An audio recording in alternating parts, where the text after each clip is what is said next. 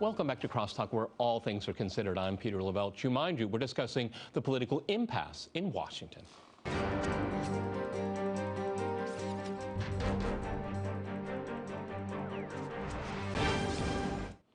Okay, Alan, I'd like to go back to you in Washington. Let's take a look at the Tea Party, because it looks like that's the biggest problem for the Republicans right now. And I'll tell you, I started out by asking the question, we're going back to the American Civil War.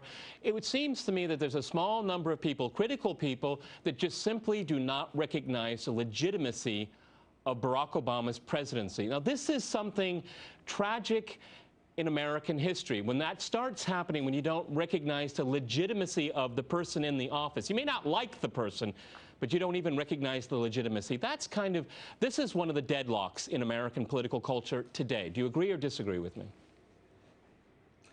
I agree with that completely, and that's really frightening. That's why you see it's actually a minority within a minority.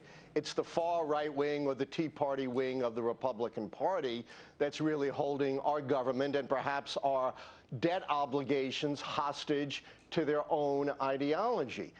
Whatever you may think of the Affordable Care Act, it has nothing to do with funding the government or meeting our debt obligations. That's why the Democrats can't give in, because then any party which has control of any part of either house could use the debt ceiling or the funding of the government as a gun to try to shoot down any piece of legislation they don't like. But there is this faction within the Republican Party that they see Obama as a communist. Some even call him the Antichrist. It's that extreme, and they are willing to go around the Constitution, go around their own ideology in order to oppose what they see as the centerpiece of the Obama agenda, the Affordable Care Act. There's another thing going on here.